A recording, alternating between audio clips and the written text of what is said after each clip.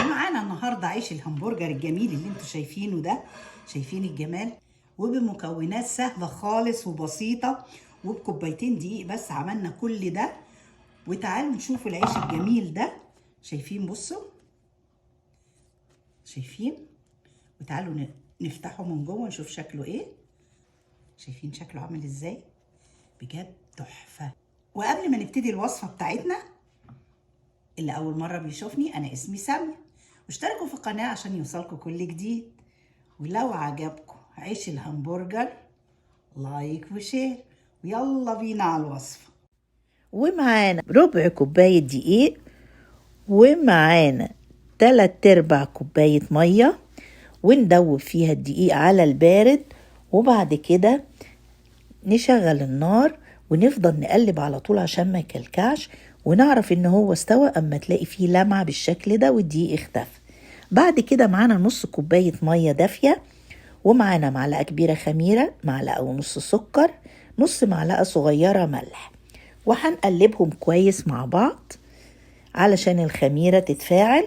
وبعد كده معانا كوبايتين دقيق بالمعيارية ممسوحين، وهنحطهم في العجان ونحط عليهم المحسن اللي احنا عملناه ده، وبعد كده ننزل عليها الخميرة بتاعتنا. طبعا بيفرق من دقيق لدقيق، انا حطيت الخميرة في المية كلها لاني عارفة نوع الدقيق بتاعي بياخد قد ايه.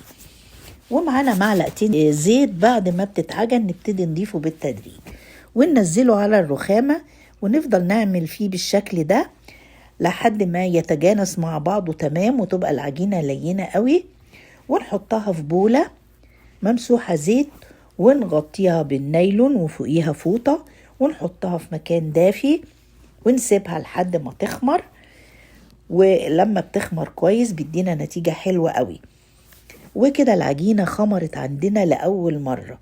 شايفين شكلها جميل ازاي؟ هنفضي العجينة دي ونفضل نطلع منها الهواء بتاعها، ونغطيها تاني ونحطها في مكان دافي تاني تخمر للمرة التانية. وبعد ما تخمر معانا العجينة بالشكل اللي انتوا شايفينه ده، ننزلها على رخامة مدهونة زيت. شايفين بتتقلب بسهولة ازاي؟ علشان خمرانة كويس.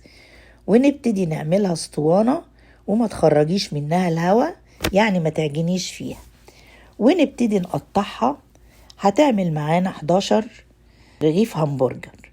شايفين بنعملها بالشكل ده، ونرصهم جنب بعض ونغطيهم لحد ما تخمر قد 10 دقايق كده. وبعد ما نخلص كل الكمية ويخمر نبتدي نشكل فيه. شايفين بنضغطه ضغطة بسيطة قوي كده، ويكون عندنا السمسم اللي احنا دايما بنعمله يا اما بشوية مية او بالسرب علشان ما يقعش من على العجينة، ونرصه في الصينية ويكون بينهم مسافات كبيرة ونخبزه على اعلى درجة. شايفين شكله جميل قد ايه؟ بجد تحفة. عطانا 11 رغيف حلوين قوي، وملى البيت خير بكوبايتين دقيق. شايفين شكله وعامل زي القطن. وده بقى عيش الهمبرجر خلصناه.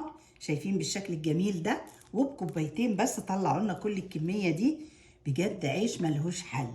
عيش بجد بجد شغل شاخر من الاخر. وبجد بجد طعم وريح.